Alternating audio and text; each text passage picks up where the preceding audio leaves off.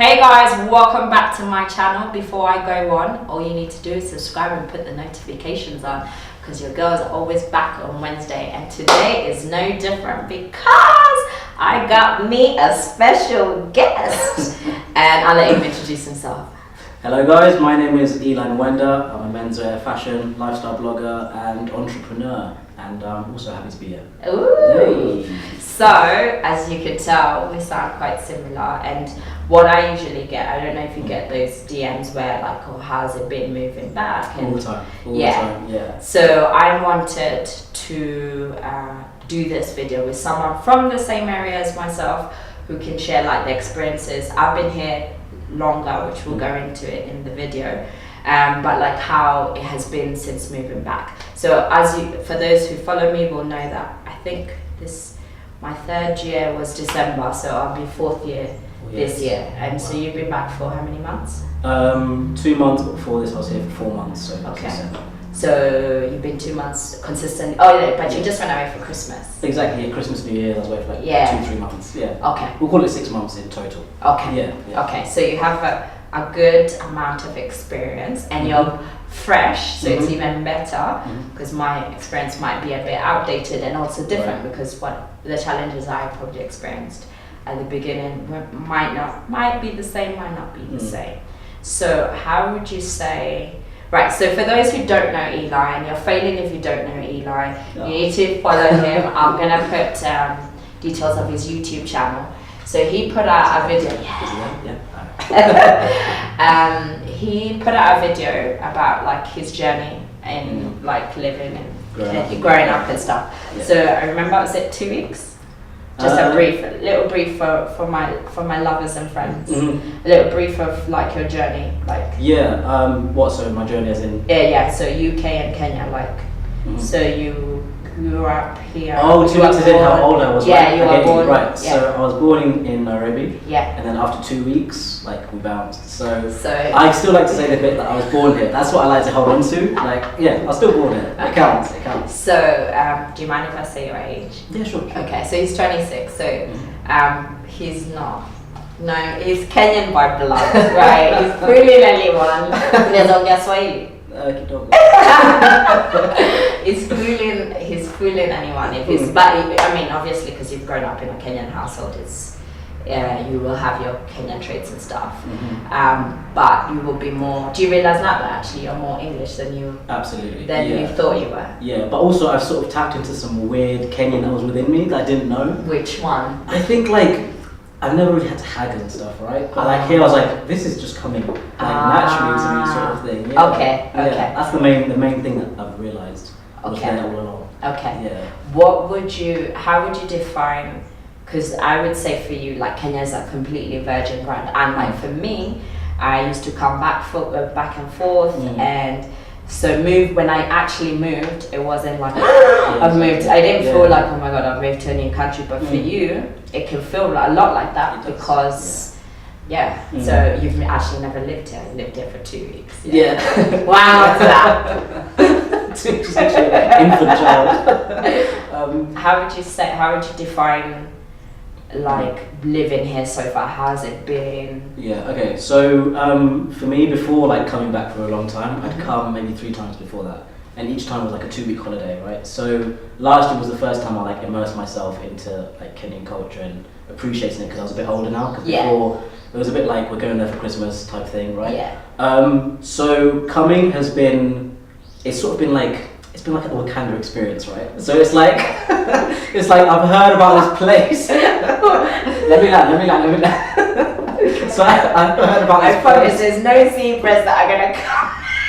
I'm sorry, I'm still stuck on one. Because you know at the beginning of the film where he's like, tell me about Wakanda, yes. And he's like, it's like the purple. So that's what I meant by it. So like, I'm crying. Oh so yeah, it's been like everything I've heard about, I'm now seeing, right? Okay. And like, that's really cool. Yeah. So it's been weird. Like I always hear about, look, this is Mombasa Road. And I'm like, oh, this is Mombasa Road. I always hear about like Kilimani. It's like, oh, Kilimani, oh, CBD. And like now I'm here, and I'm sort of making my own experience from what I've sort of been told. Okay. So it's been a bit surreal.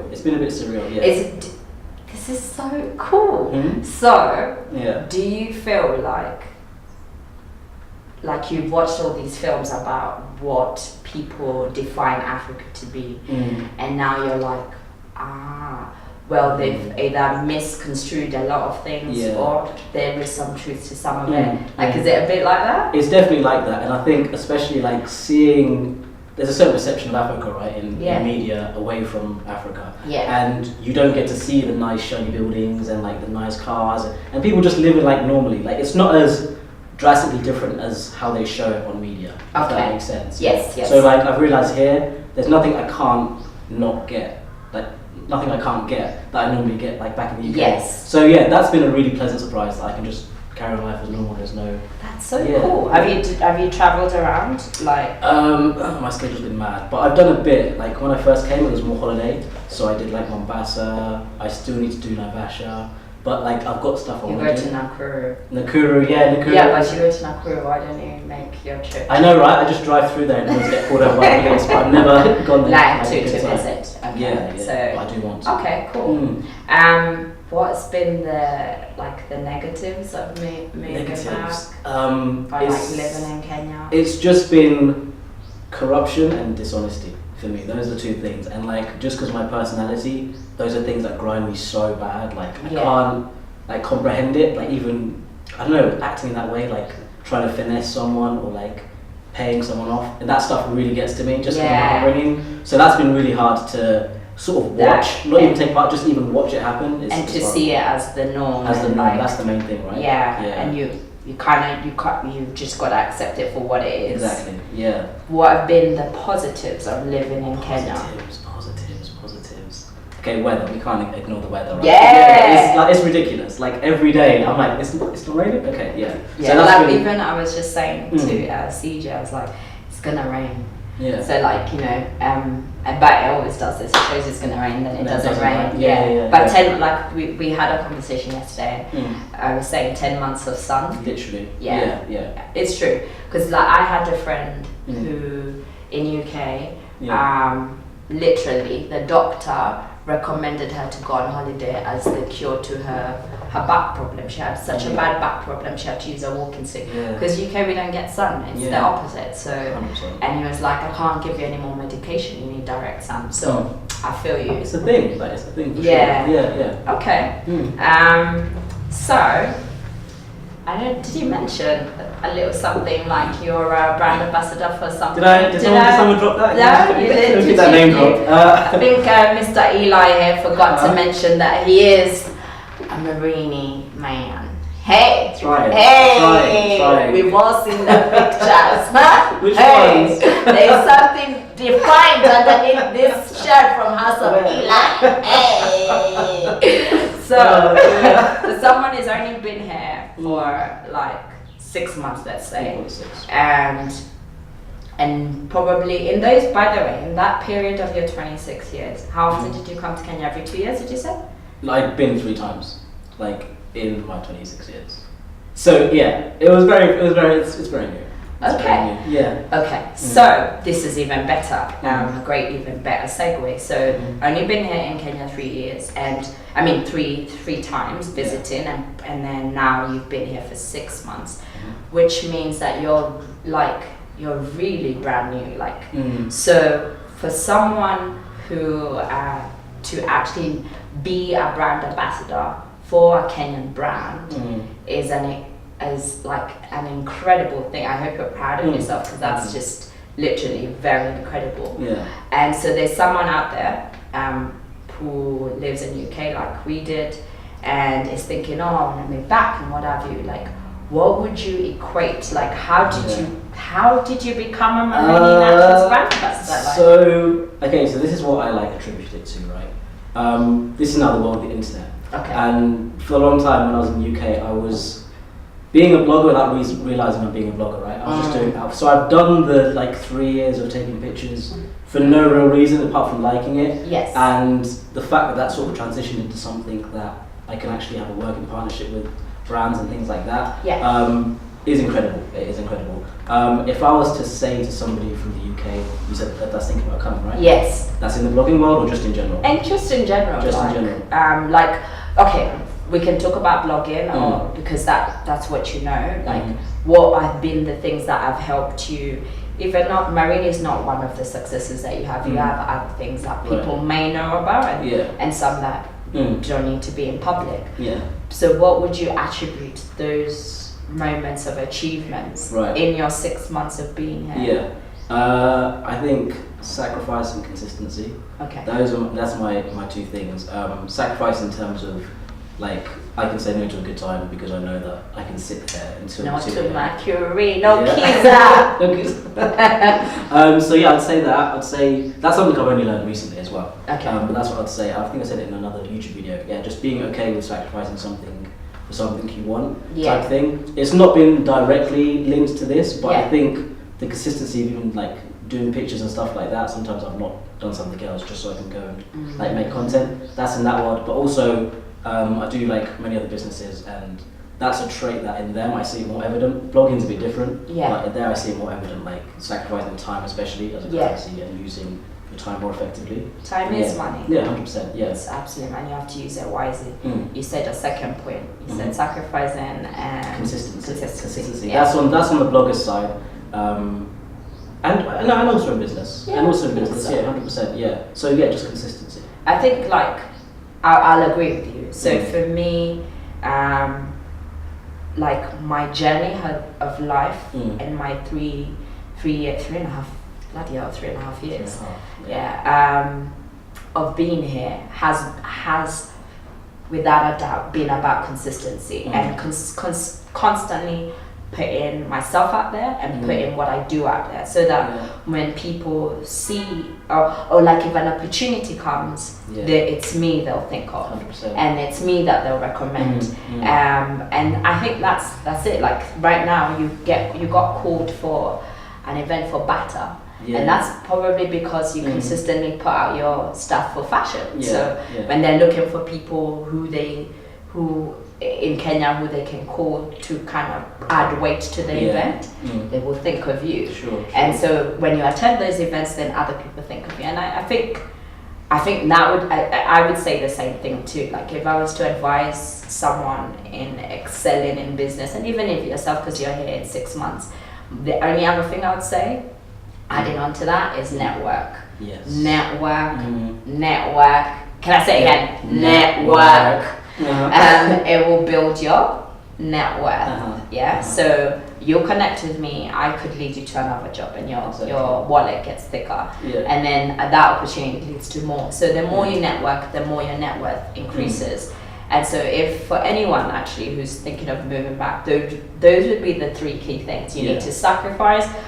Listen, social life in Nairobi, as you can. It can be nuts. I've seen, not even witnessed, just seen. He's the good boy. So this is the good side of moving back, and then this is the wild side, the one that does it more. But I do like the social life here, as we talked before. Like if you're not careful, it can help digress you, and when you've moved back, the money can run out real quick. You think your pounds are strong, right? I've stopped thinking about pounds. I think in shillings now. Oh, good. Okay. Are you able to switch when you move? When you go home? So like just roughly, not like very specific. Or do you mean like switches in? Like switch your mind, and when you're in UK, you're like, okay, now thinking pounds. Or 100%. Yeah, it's just weird when I'm here, like to think how 1,000. Okay, that's roughly. Just juggle it about and say, is this expensive compared to... For some things, you kind of have to think in pounds. I personally... Because it's what you've been used to, right? Yeah. Also just because this is another point. You pay for a brand, you don't pay for the product. Yes. True. Like, best example is supermarkets. You go and you're like, we are Bixes. I'm like... Yeah, exactly, right? Pay what? It's honestly, so you're paying... Stuff. Yes, especially skincare stuff. Oh my God. And even hair stuff. And like, you pay for the name and whatever. So, and in my head, I'm just like, I could get this for 10 quid. Yeah, literally, it's inflated. So, but when you have no choice, you have no choice. Do you regret moving back? Absolutely not. Absolutely not. And I think it's probably one of the best things that sort of happened to me. For sure, 100%. Do you think all of the things that have happened in your short time of being here, you would have experienced even a fraction of them had you stayed in the UK? And if you just mean success as a whole, then yeah, because I think my like mindset would be the same in any place. It's been a bit like, Okay. I mean, you know. Can we just pause for a minute? I think so, yeah. However, I think I won't call it luck, because I think there's a really good quote by Will Smith who says there's no such thing as luck. It's just when opportunity meets preparation, Yep. right? And that's actually what we were talking about just earlier. Yes. So I think I won't say there's more luck here. I'll just say there's more opportunity that sort of met my preparation and like the work and the sacrifice and stuff like that. Yes. I think it's a quicker rate of that, but even in the UK, I'll still be doing similar things. But in terms of the blogging, it'll be slower. That's the only section. It'll be Okay. a bit slower, yeah. Okay. But So like with blogging, Mhm. obviously not many men are doing it here. So would you say, at least for blogging, it's a little bit different? Yeah, definitely. And I think because like being over here compared to the UK, like the scene in the UK, there's so many guys doing it. Obviously, there's more like brands and stuff like that, but there's already guys doing it. So you have to like penetrate that. Whereas when you're here, it's like an open playing field. So you can sort of be a pioneer and like one of the first that's doing it, rather than having to go into like a saturated sort of market of blogging. I hate you. I Yeah. feel you. Yeah. The last thing I want to end the point I want to end it on. You didn't plan to move. No. Right? No. Okay. So what made you stay?